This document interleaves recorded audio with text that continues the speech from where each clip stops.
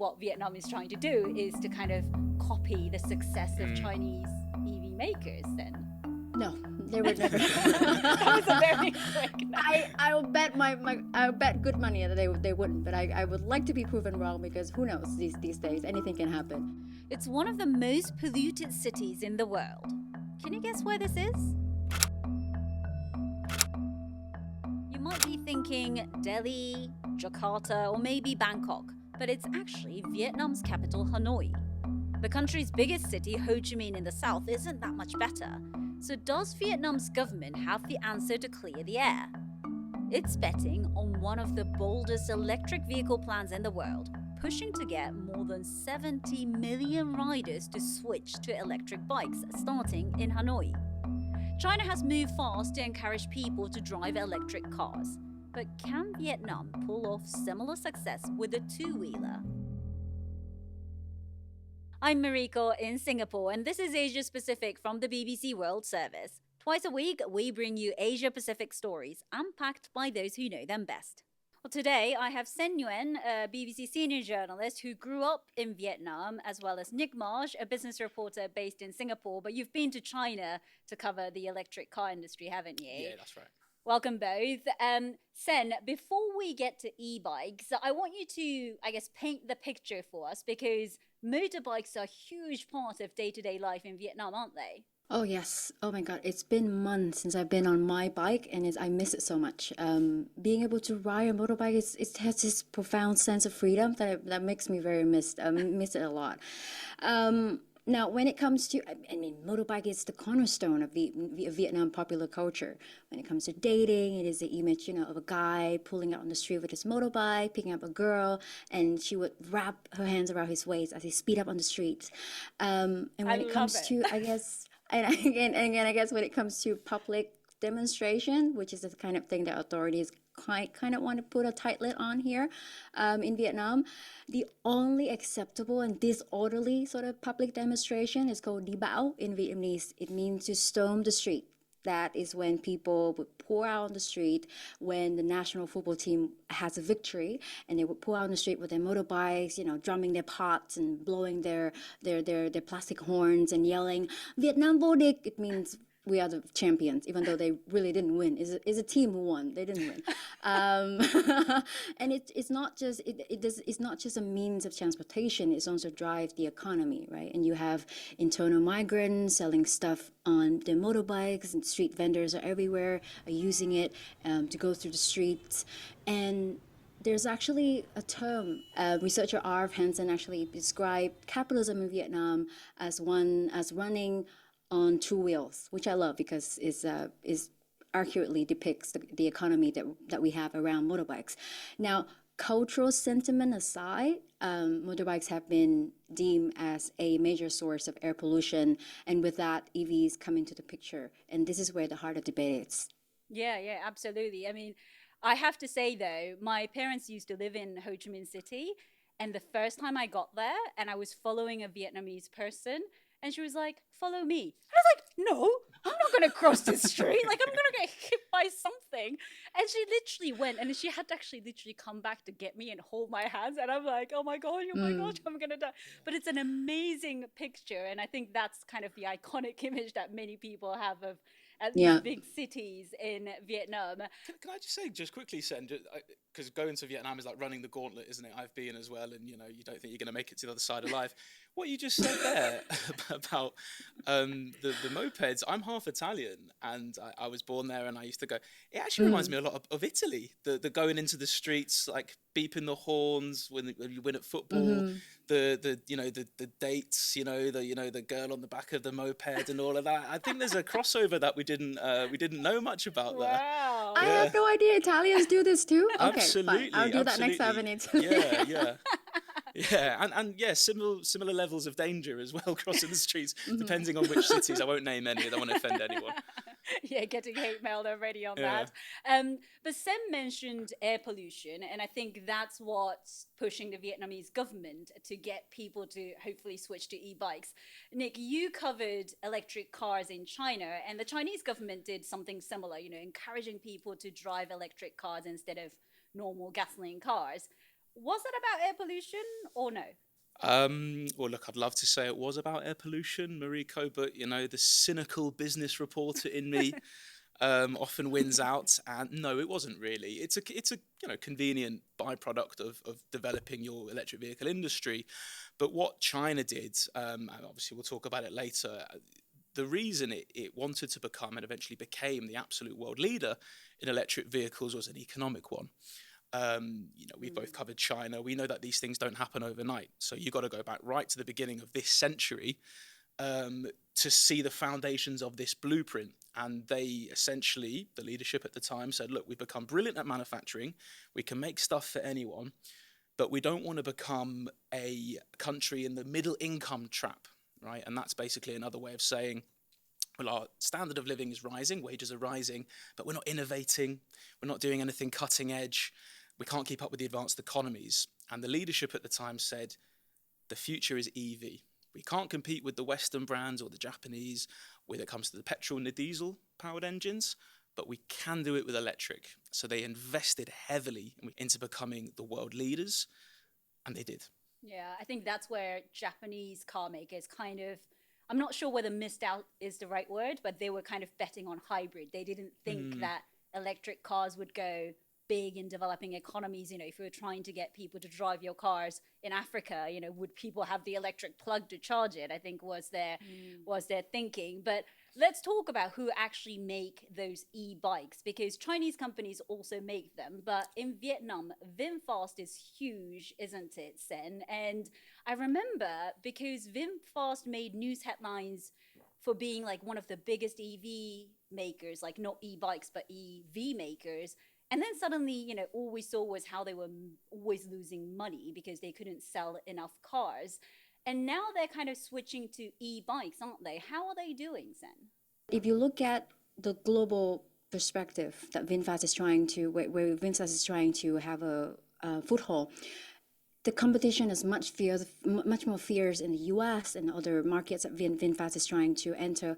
So while you have a sort of more promising domestic market that is buying EVs from VinFast, the same cannot be said for other markets that VinFast is trying to enter, partly because the competition is much more fierce there, and also because EV adaptation is not as fast as VinFast would like. And so if you look at it from a user perspective, and if you are a Vietnamese EV buyer in particular, you would have certain questions about whether VinFast would be a good choice, but because they are everywhere and they're so visible, and there's an active call for Vietnamese to be proud of a national brand, given the fact that there isn't many major Vietnamese brand in the world to begin with. So there's a lot of motivation to sort of try VinFast out. But to be fair, the numbers are not quite where they want it yet. Have you ever tried it? Have you ever ridden VinFast car or bike? Not because I wanted to. My my dad was very much ahead of the curve in this sense. Actually, he bought one, I think 5 years ago, and I have so many questions for him. Like, how are you gonna get around? Like, how are you gonna charge it? Is it gonna look as cool as you are on a traditional bike? Because that's what you've always been proud of. And he's like, yeah, it's fine. Just quickly, was your dad offered subsidies for that? Like, was there a financial incentive for him to get the e-bike? Because that's what they're doing in China. I mean, most countries actually in China. No, it wasn't. It was more expensive, was it? Yeah, it was. That's why I was shocked by his. Yeah. It was just a pioneer. reckless Yeah. The status. future. Yeah, exactly. Yeah. Well, he's sort of, he likes this guy, he likes to look cool, and I want to try the new stuff. And Sure. I'm like, okay, fine, you can indulge yourself on this stuff, but you cannot buy any more things without asking me Interesting. about it, Okay. because it was more expensive then. And it apparently, according to him, it pays off over time Yeah. because he doesn't have to pay for gasoline. And the fact that he's still living in Hanoi and seeing how air pollution unfolds, and according to authorities, motorbikes, gasoline powered motorbike more precisely, is a major source of air pollution. So he kind of connected that and say, oh, I'm quite far-sighted, you see, like it was not a reckless purchase. We So I would guess I love can't to say have anything him about I was that. going to say, yeah. We should have invited him. No, Yeah. that's really incredible. But yeah, we want to get to the practicality of charging those e-bikes. But let's stick to who make those e-bikes, because as we discussed, Chinese companies, BYD obviously now overtaking Tesla as the world's best-selling EV maker. Who out of Chinese companies make e-bikes that are assuming targeting Vietnam and other Asian markets as well, Nick? Well, all the big Chinese EV companies have got, most of them have some kind of sideline in e-bikes. E-bikes aren't that popular in China. I don't think it's a real car-based, kind of country. It was the nation of bicycles back in the day, obviously. But, cars quickly overtaken them. And now it's interesting, actually, because when you go to a Chinese, I was in Guangzhou last year, and it's rush hour, and there's traffic jams and cars everywhere, and it's so quiet. It's so quiet. So it's completely changed the cityscape. I think Guangzhou particularly has a high concentration of EVs. At least 1 in 2, if not more, are EVs. Maybe cities up in the north, it's a little bit different. But they'll all be, making these e-bikes. And the plan, I would assume, and Sen, you can tell me a bit more about what the situation in Vietnam is. Plans to sell abroad. All of these companies, they want to sell abroad because the market's kind of saturated now in China. So it's all about the new market. Southeast Asia here is a clear new market. And not Singapore where we live, but Thailand, Cambodia, Vietnam, everyone gets around on bikes, don't they? On motorized bikes. And I guess for that many people to switch to EVs, as you said, Chinese government offered subsidies in order for them to be able to afford something that's slightly more expensive than normal cars. Yeah. Sen, what's the Vietnamese government doing? Are they now, your dad probably didn't benefit from it, but are they now offering incentives? Are they offering subsidies to Vietnamese companies? I guess most notably VinFast? Now, I think there is a strong case and a strong argument to also say, well, this can also be an economic motivation. It's not just air pollution. But in writing, it is air pollution. Vietnam doesn't have an, let's say, framework to develop EV as an industry as comprehensively as they've done that in China. And when the policy to ban gasoline power vehicles in Hanoi and Ho Chi Minh City were announced, there were allegations that because of how quickly and how sudden this policy were released and were expected to roll out this year in July, so exactly 1 year from the point of it coming out to the public, there were allegations that this might have been an economic driven policy rather than one that would serve to address air pollution. And if you look at who are the biggest players in Vietnam when it comes to EVs, it's VinFast. So the allegation was this written to serve the purpose of VinFast, given how they have been struggling overseas? And there's no proof to this, but this is what people have been thinking. And there is this vibrant entrepreneurial spirit among Vietnamese where if the government is not going to do it, I'm going to do it. And so you can see that example with VinFast because they have their own charging station sort of company. It's called V-Green. Yeah. Now, BYD is interesting. I want to hear Nick say more about BYD, actually, if you don't mind, Nick, because I would like to see how BYD, I know that it's been dominating almost everywhere it goes. There's a very careful line for you to tread here in Vietnam when it comes to letting Chinese giants like BYD explode like it has in other countries in Vietnam, partly because there is a very palpable anti-China sentiment. And if you combine that with the fact that you're trying to get people to be more powerful, to take more pride in national brands like VinFast and just go out and buy it, that's a very dangerous, well, not dangerous, but like sensitive combination to have. Yeah, I think you're spot on there, really. I mean, this is where sort of, politics and national sentiment, affects business, basically, because you're quite right. BYD has become the king of EVs in China. It wants to be the king of EVs in the world right now. And it's doing well in places like Singapore. You know, it's doing well in places like Cambodia, Thailand, that kind of thing. BYD was supposed to build a factory in Vietnam. It was actually partnering with a company called New Energy Holdings, who basically run all these showrooms around Vietnam. The factory's not happening anymore, and the company NEH has pulled out. So BYD basically has no factory and it has no showrooms to sell in Why Vietnam. was that? Why did that got scrapped? Nothing. There are We don't. business reasons. Not official. Yeah. Business Yeah. reasons. Yeah. Very secretive. But a plausible explanation could be what you're talking about there, because obviously, you know, I've been in Southeast Asia quite a while. All countries are kind of wary of China and its economic might. I think maybe Vietnam is where that wariness kind of turns more into outright hostility among certain people. I mean, that's just fascinating though, because I think, you know, it may seem like a dumb question to you, Sen, but I think to people outside of Vietnam or, you know, possibly Asia, both China and Vietnam are communist countries. And I was thinking maybe the Vietnamese leaders looked at China and thought, oh, you know, look how well they did with electric cars. They probably did. Yeah, but they Well, I mean, you can't ignore it. It's too big. But like, would they ever acknowledge that, you know, what Vietnam is trying to do is to kind of copy the success of Chinese EV makers then? No, they would never. That was a very quick no. I'll bet I'll bet good money that they wouldn't, but I would like to be proven wrong, because who knows, these days anything can happen. But no, when it comes to major policies being announced by either the PM or as a framework, as a sentiment announced by, you know, the party secretary, China as an example, as a, you know, the example to look up to in order for this policy or some policy that would be announced to be modeled after, that's something rare. So Sen, do you think Vietnam can pull it off? Whether or not they would ever acknowledge the fact that they were looking at the Chinese success model, do you think they can actually successfully switch all those 70-some million riders to electric bikes?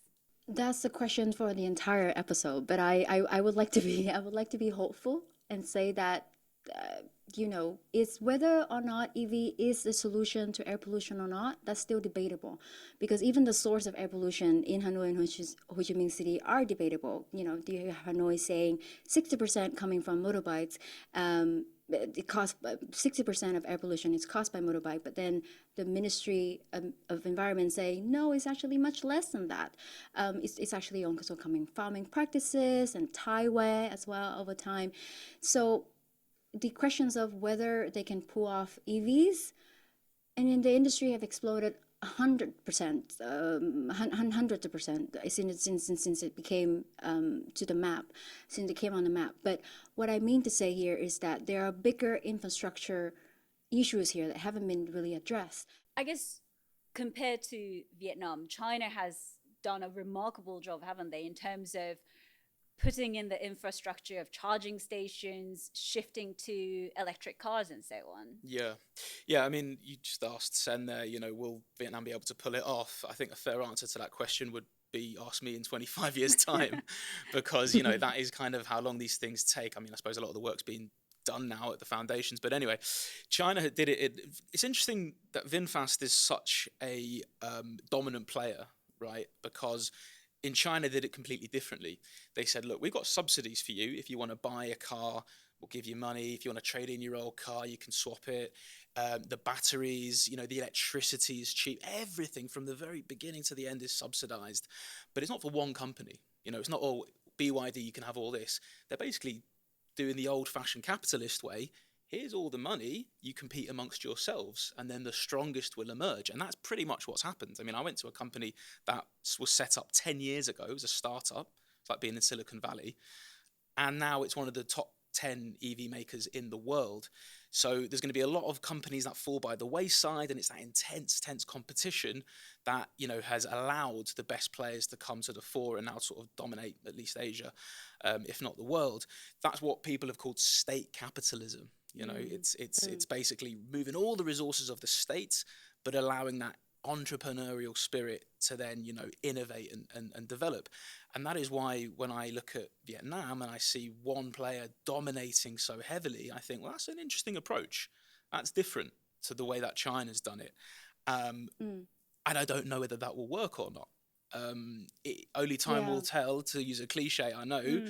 But one of the real key strengths of the way that China's done it is by fostering that competition and, of course, backing it with billions and billions of dollars. Yeah, I think the two biggest lessons that I've learned today, the similarities between Italy and Vietnam, and also the fact that Vietnamese authorities never admit that they've been looking at China as a success model. I didn't know that. I've learned so much today, much smarter after this episode. Thank you, Sen, and thank you, Nick. You've been watching Asia Pacific from the BBC World Service with me, Mariko Oi, in Singapore. If you have any questions or thoughts on what we've covered in this episode or any other stories from this region, please leave us a comment below. You can also get in touch with us on email, asiapacific@bbc.co.uk. And you know the drill, click like and subscribe so you never miss an episode. But until next time, see you! Bye-bye. Bye!